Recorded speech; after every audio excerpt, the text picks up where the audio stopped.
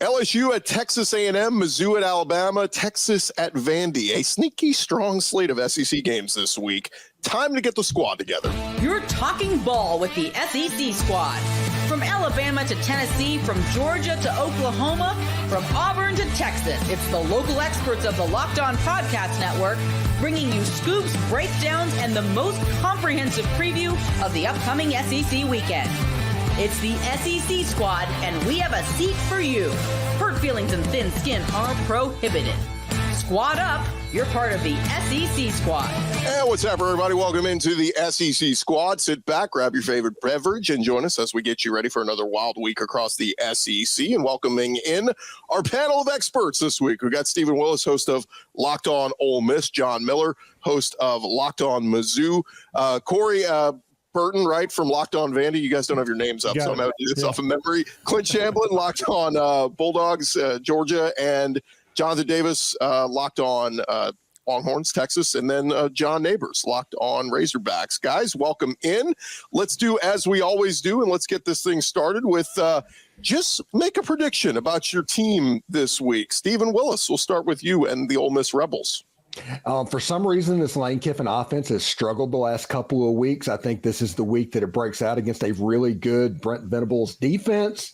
I think they'll score too much for Oklahoma to keep up.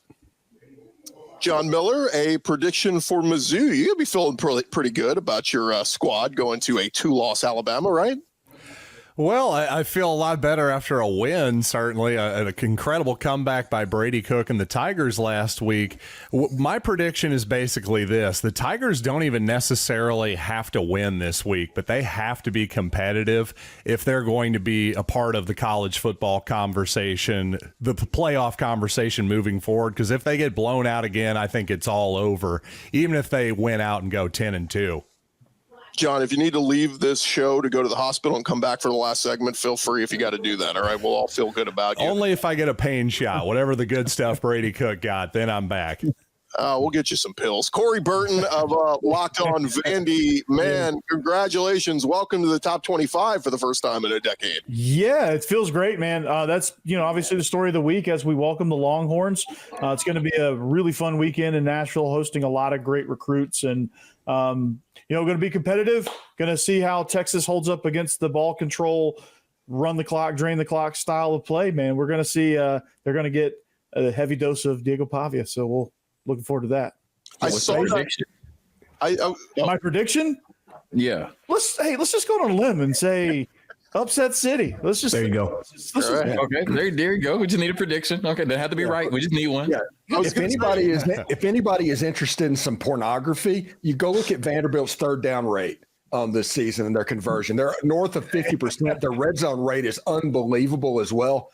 Man, Jared Kill and Diego Pavia, guys are doing work. I wasn't real porn, Steven, but thanks for the stats. Yeah, I don't know pornography on the internet, right? Or if you Google that, but yeah. Hey, look, man, it's funny. I saw an article today. It's like, here's a list of recruits that Vandy would be hosting. I'm like, what world am I living in? This got a 4-star linebacker who just decommitted from Steve's favorite school, Mississippi State. So yeah, wow.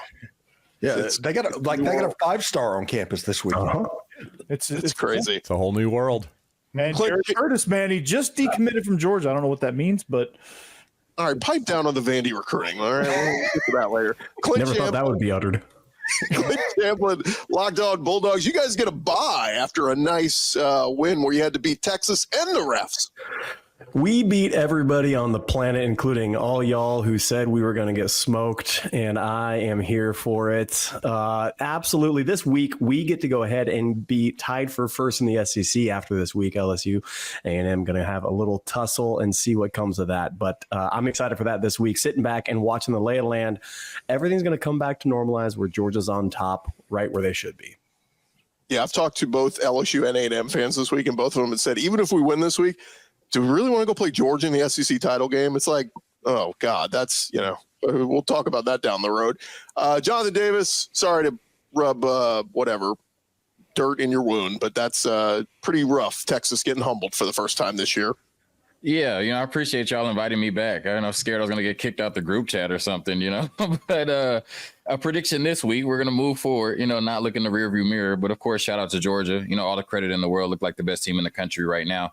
My prediction for the Vanderbilt game is that Texas will get their best ranked win of the season, right? Michigan looks kind of blah. Oklahoma looks kind of blah. Texas is going to go to Nashville, beat Vandy, which I think currently is better than Oklahoma and Michigan, which is crazy to say. I think Vanderbilt is the only SEC team with a winning record against Texas. All time, 8-1. Wow. Yep. Yeah. I mean, all these things we're saying would have been crazy a month ago, but this is our new reality. This is where we live. John Neighbors, man, y'all had everything going for you. Fayetteville was rocking. That stadium was packed. Hosting LSU, prime upset special, and didn't go your way. Yeah, I enjoyed the tailgating. I mean, that was fun. They had a drone show, too, that had Darren McFadden holding We Got That Wood, so that was fun. But that was about it. Yeah, pretty much the highlights there. But I'm just glad that, of all of us here, me and Clint can relate to each other, being the only people in here that has a top 5 victory. So come on now. There it is. Kudos to us. I'm taking all the wins I can get. Arkansas, Mississippi State, real barn burner at 11:45 in the morning in Starkville. So the Hawks should win, but they probably won't. So it'll be fine. I saw it's an SEC network game, and I kind of miss the old days of the old Lincoln Financial. I mean, this would be a Lincoln Financial game if I've ever seen one. Dude, the 3 Daves would be screaming at you inside of that director's chair that they would be sitting on in the middle of the field. Yeah, this has they have some great. This has some great vibes to it. But listen, I mean, the Mississippi State defense is awful. So Arkansas's offense has not been good. So you think that this would be the way that they could finally make it work? Probably not. But should be fun anyways. We're going to get into the matchups this week, guys, but I kind of want to just go quick round table around the table here and give me like, who are your 2 worst teams in the SEC right now? Because this thing's changing by the week. Steven, you still put Mississippi State down there? What about Auburn? What about Oklahoma? Who's the worst? I think it's a bottom 3. I think right now it's Oklahoma, Auburn, and Mississippi State. Until Mississippi State actually wins the game, they kind of live down there because I think they're 1-6 at the moment. Now they could get Arkansas, as John Neighbors said. I mean, Van Buren is playing really good quarterback, and Lebian is going to get somebody likely this year. Who that's going to be, I don't know. But as of right now, you can't justify moving Mississippi State up over the other 2. Honestly, no, not right now. Put Kentucky in that mix too, by the way. Mississippi State, it feels a lot like Vanderbilt last year, where you could see some things starting to pop. It's going to take a few guys. I think they got good things going on. I think that quarterback is the real deal once he gets some more seasoning underneath them. But yeah, it's Auburn and it's Oklahoma, which Oklahoma got the bad draw of the schedule. I get it, but they just look outclassed in every single phase. They are not ready. They have not been recruiting up to the level. Venables ain't it. Like that, it's just going to go real bad for them in a hurry. Yeah, I think when you look at it, at least you can say Mississippi State, even though, record what it is, we knew they're going to be bad coming into this year. It feels like they're on an upward trajectory, right? You have a quarterback for the next 3 years, Jeff Lebby. It feels like things are going to look a little bit better in Mississippi State. Oklahoma and Auburn are spiraling, right? So if we're talking about the bottom 2 in the SEC, it has to be Auburn and Oklahoma, because those 2 teams have nothing to look forward to. I mean, there's no light at the end of the tunnel. I don't see when they're going to get better or what will make them better. At least we can expect that Mississippi State each week, and they're playing, semi-decent football. I mean, they put up 31 points on Georgia, right? So, I mean, there's promising things happening in Starkville.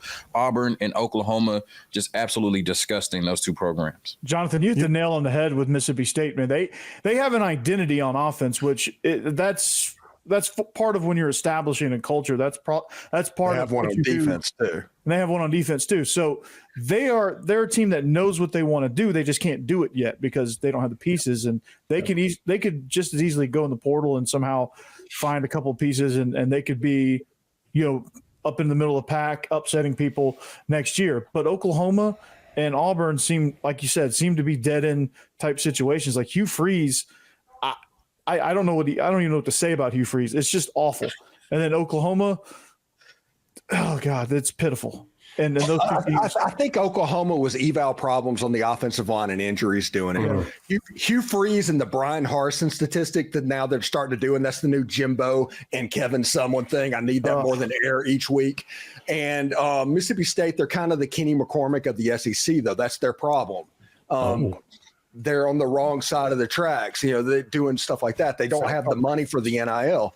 And so you need pieces to come in. There's no Jerry Kill coming to save them.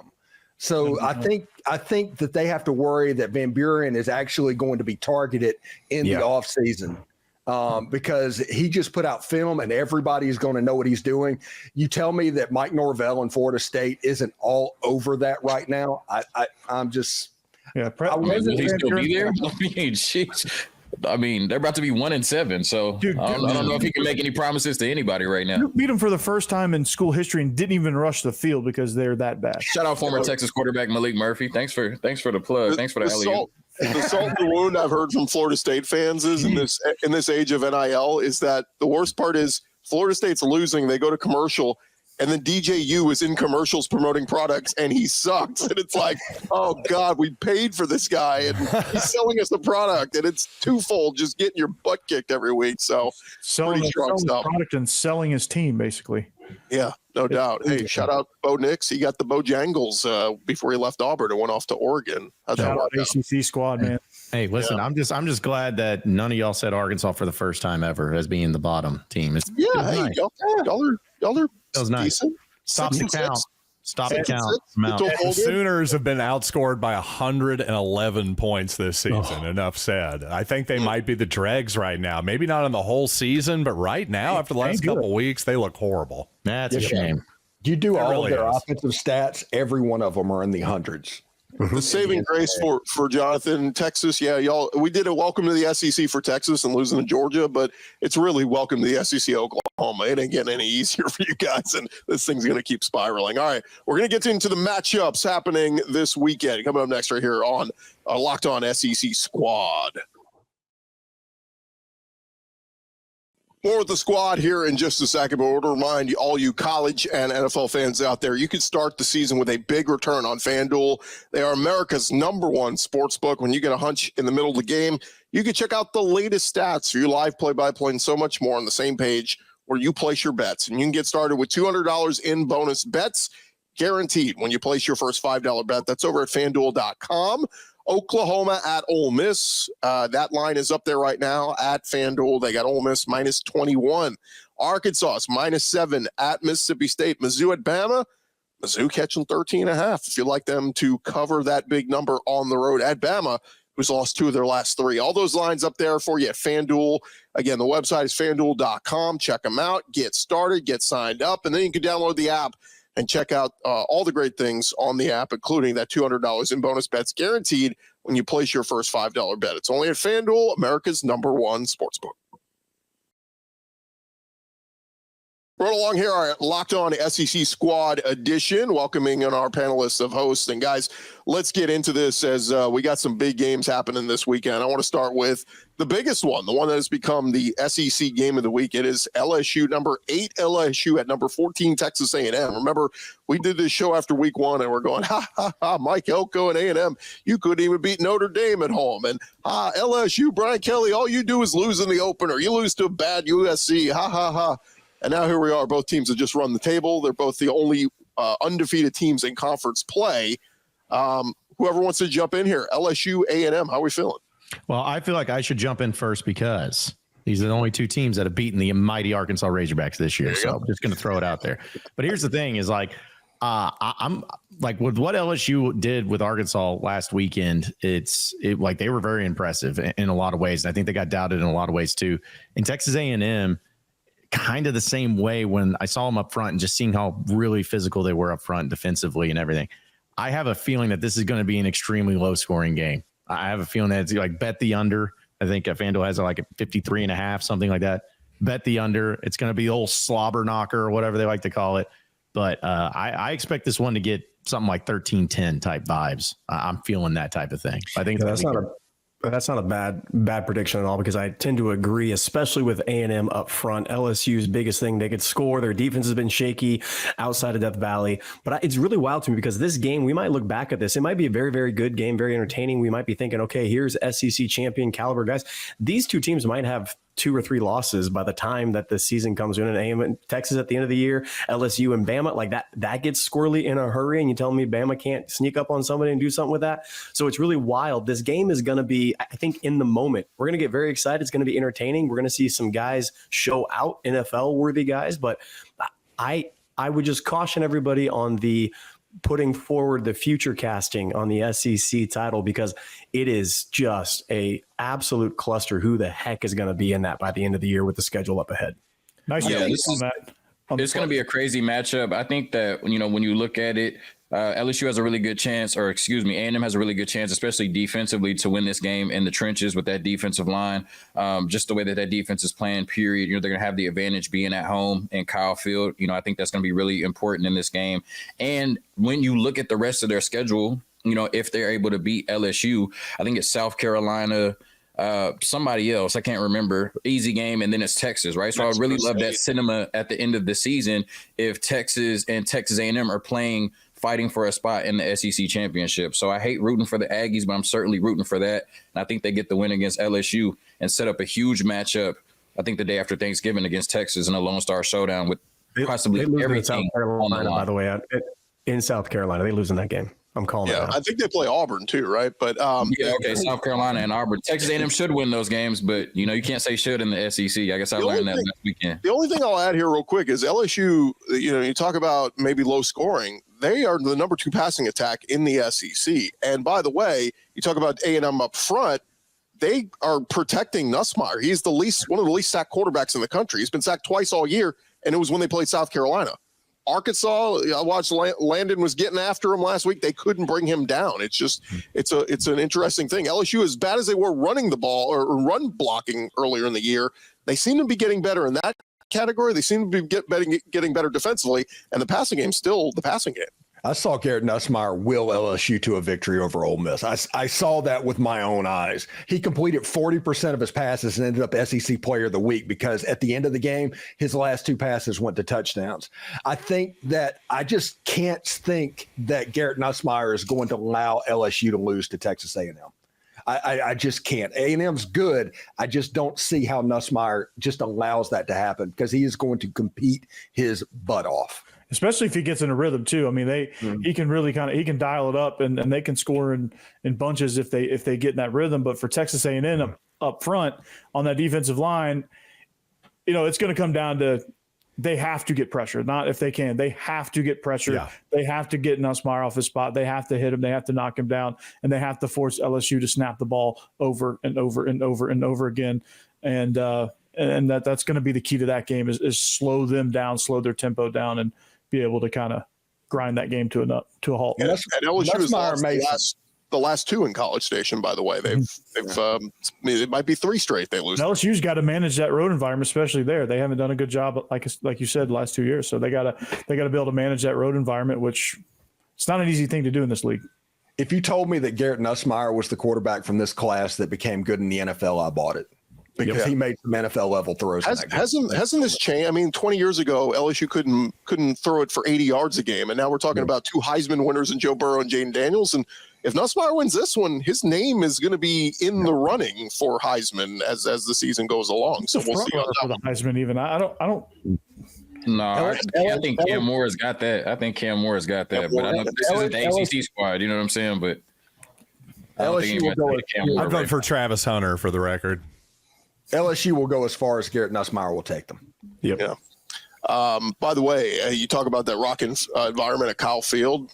NCAA, the video game, they named it the #1 toughest place to play. And then Texas fans threw bottles on the field, and then they overruled it and brought the ranking down. So I don't know how that happened.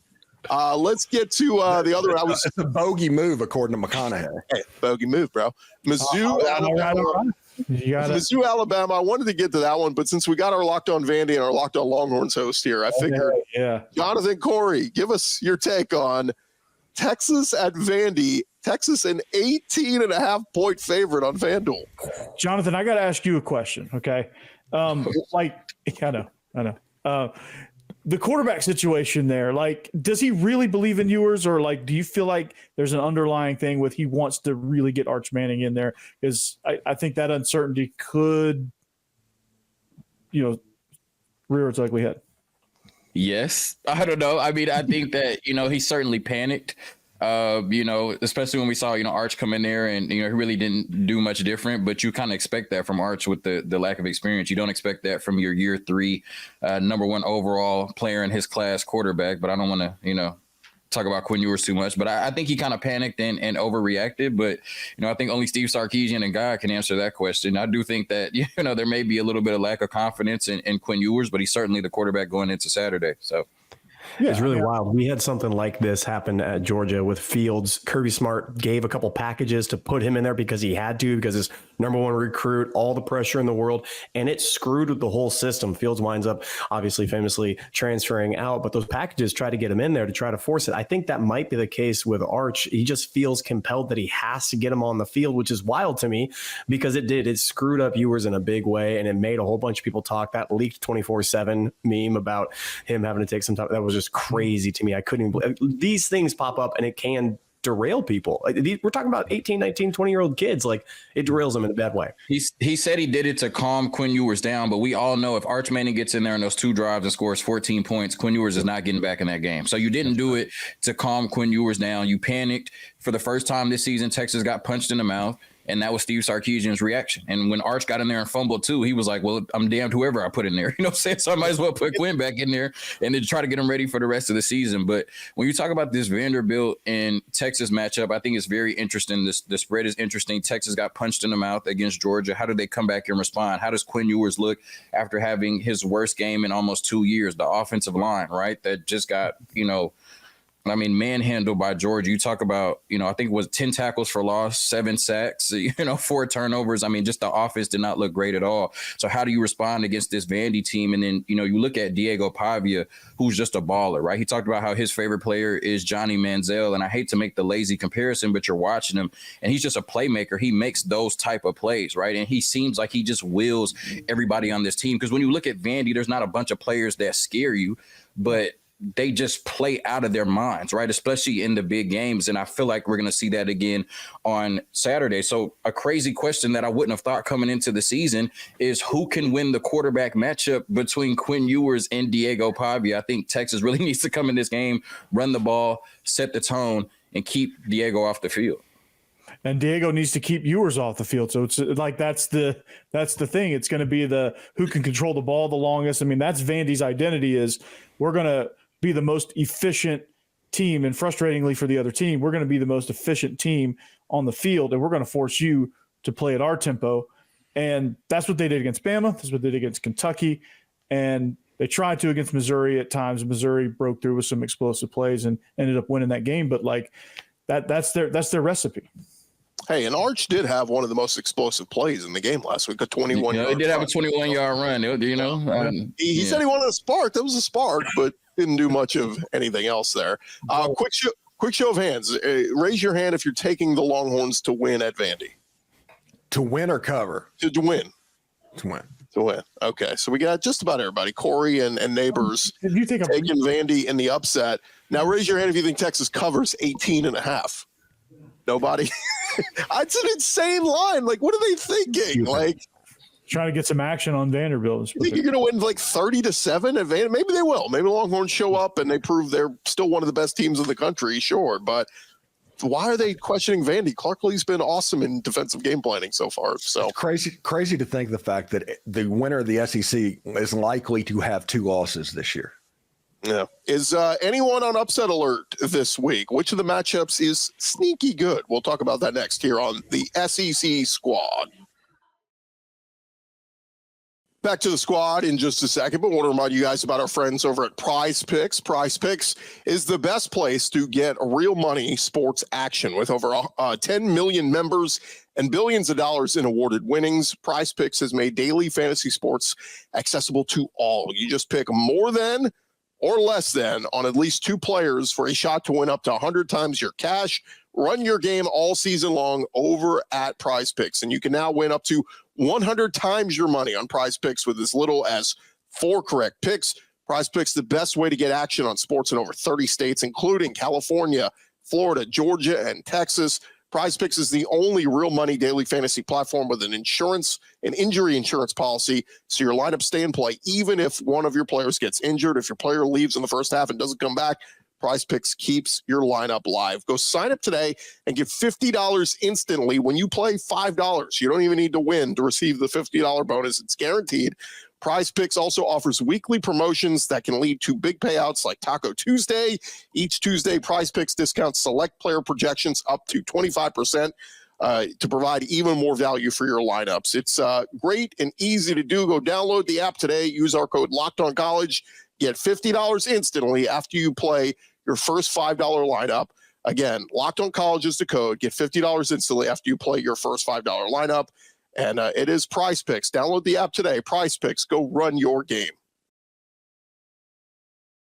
All right, guys, final segment here. Let's dive into some of the matchups happening this weekend and see who, if anybody, is on upset alert. Let's start with 2:30 Central on ABC. It is Mizzou at Alabama, and John Miller being host of Locked On Mizzou.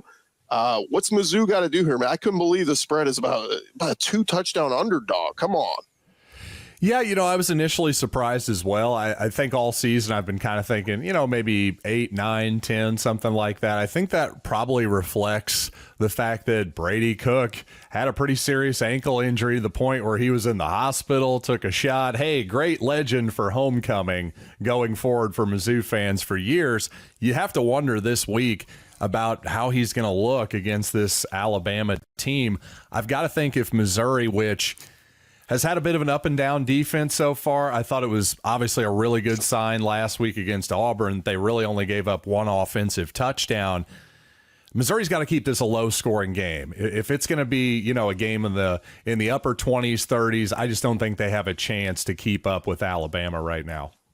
Yeah, I think Jalen Milroe's been making a ton of mistakes, right? Missing throws all over the field. I mean, just throwing crazy interceptions, even some fumbles in there. The question is, can the Missouri defense force him into that, though? I think Alabama still wins, but, Jalen Milroe, it seems like week by week he's making crazier mistakes, and if he continues to do that, then Missouri certainly has a chance. I don't know how many injury questions are on this roster on both sides for the teams. It's crazy to me. There rumors Milroe is off because he's injured. He's been dealing with something. Defensive backfield for Alabama has a couple guys down. A couple guys have to step in. This whole tucking shirts in motif and carrying around the details. Alabama. It's crazy that we're here. And so with so much, oh my gosh, I can't believe they did that. What morons. With so much uncertainty, I would take the huge amount of points. I would actually take Mizzou on the points on this and put them on upset alert, because there are so many questions going around, and I like a close game on this. I think if Mizzou is smart and they do try to just do that screen game with Luther and they try to run well, I think they can keep it close. Yeah, Bama's lost Keon Sabb is, is going to be out for a couple of weeks. He was one of their better defenders there in the secondary, and that's Theo Weiss. You got to deal with multiple receivers there for Mizzou. Yeah, and Alabama is an explosive player bust offensively. If you can just keep Ryan Williams out of the end zone, there's nothing that Alabama can do to hurt you. That's very true. The problem Especially if they're going to target him 20 is they've times. given up quite a few Lord. explosive plays in the passing game, so that's the part that worries me there. But there's no doubt that you're correct. The Crimson Tide have been real prone to 3-and-outs, that kind of thing this year. I was just going to say, John Neighbors, are you disappointed this is the first year you guys don't get Bama and Bama's vulnerable? Arkansas might have gotten them this year. No, that's the way it goes. It's like literally the last time Arkansas beat Bama, it was the Bush administration, and you had Mitch Mustain versus John Parker Wilson, and in a quarterback match of Houston Nutt versus Mike Shula. So it's great how that. Thank you, Gordy. I appreciate that. That's really great. I love that stat. If I didn't remember the game, I would ask you which Bush administration, because it could have been HW. Ole Miss doesn't get Alabama or Auburn. How's that fair?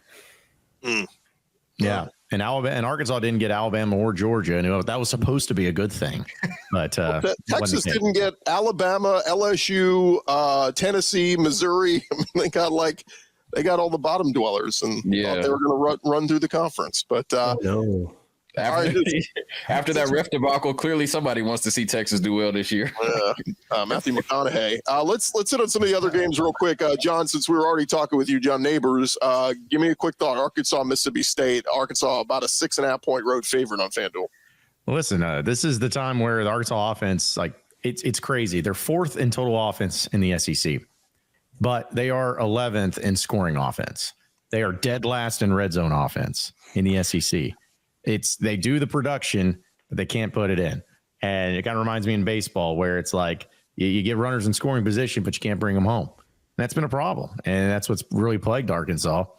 But when you're going up against Mississippi State, I think that they've improved as the year has gone on, but their defense is still dead last in every major statistical category. So Bobby Petrino and Taylor Green, if y'all can't do it this game, you ain't going to do it again. Like this is the time where your offense has to gain that confidence.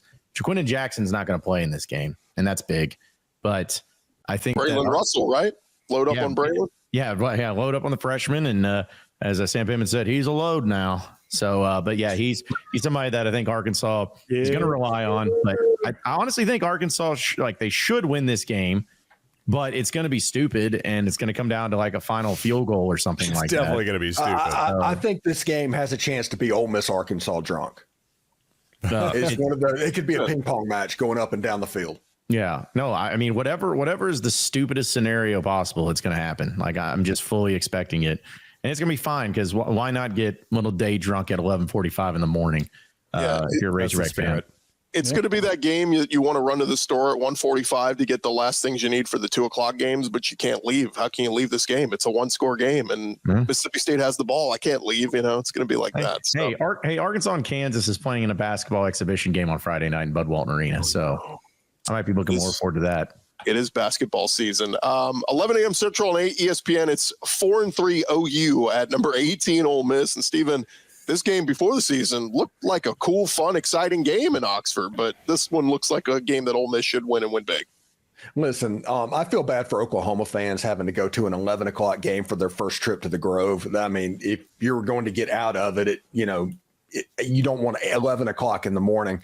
I think the big matchup in this line is Ole Miss has one of the best defensive lines in the entire conference, and Oklahoma's offensive line is not. And that's going to be the tail of the tape in this game. I think that this is going to be the game that Jackson Dart and Lane Kiffin kind of get right. Right now, LSU and Kentucky figured out that if you just eliminate big plays for Ole Miss's offense, they will force it. They will make a play. They will self-destruct. And it's cost Ole Miss 2 ball games. If Ole Miss can just drive the ball downfield and take what's available, they'll be all right and win this game and cover pretty easily. I mean, they're sitting with FanDuel's got about a 3-touchdown favorite Ole Miss. So Rebels should think Ole Miss covers that line as well, by the way. I'm with Steven on that. I think -20, it seems like a massive number because of the respect you feel like you should give the Sooners. I just think that you can't make that line high enough. I think Ole Miss is ready to make a statement this week. Get back to what we used to. Last one before we get out of here, guys. It is the battle of let me make sure I have my rankings here right. It is the 25th highest paid coach in the country going up against the 9th highest paid coach in the country as 2-5 Auburn travels to 3-4 Kentucky. My God. And Kentucky's a favorite. They're 2.5-point favorite. How bad is Kentucky? And they're still a 2.5-point home favorite against Auburn. Hugh Freeze has to win this game to have the same record that Brian Harsin had when he got fired. Wow. Yeah, no analysis. Just give me Kentucky because it's Auburn. And I just said they're one of the worst teams in the SEC, one of the worst too. So, yeah, give me Kentucky, man. If you're looking for matchups, Kentucky actually has a feisty defense. At times they can show up against the run in particular. And Auburn, Thorne back there trying to run for his life all day long. And if actually Hughes has a couple of brain cells to rub together, you realize you have the best running back in the SEC. You run him 35 times. He hasn't figured that out yet, and he won't because his hubris is so massive. His ego is so massive. He can't figure it out. I think Kentucky covers this and covers it easily. I think Auburn's in a tailspin, and they can't keep it up. Give me Kentucky in that defense. That offense doesn't have to do much because there's no discipline on the defensive side because Hugh don't care about defense at all. Yeah, I thought Jalen Milroe was the best running back in the SEC. He might be. That's a good point. At least I've seen the good version of Kentucky. I don't know what the good version of Auburn looks like so far. Hey, well, ask Hugh Freeze, because he said that, if he would have played Arkansas 9 more times, they would have won 9 of them. So great. Congratulations. There you go. Well, the good version of Kentucky might have been when Hank Brown was starting that one game. I don't know. Maybe that was them. But by the way, Clint, your stout Kentucky defense, Jaden Baugh, freshman, had 5 touchdowns against them last week in Florida. So it's Florida's feisty. figuring it out. Florida is trying to. Billy Napier is trying to save his job, which, by the way, I am here for. I will give that collective all day long. Keep Napier in Florida for as long as you can. I am here for it. But that's what I mean. They're feisty. They're not consistent. It's kind of like what we talked about Arkansas in the red zone. You get there, you're efficient all the way up the field, and then you can't put it in when it counts. I think Kentucky has that same mentality. When they want to get up for performance, man, it goes. But without it, man, they're lackluster. I think for this being at home, it does change things for them with that feistiness. This feels like a 4-interception game for Thorne. It feels like this is a game that Mark Stoops kind of gets him.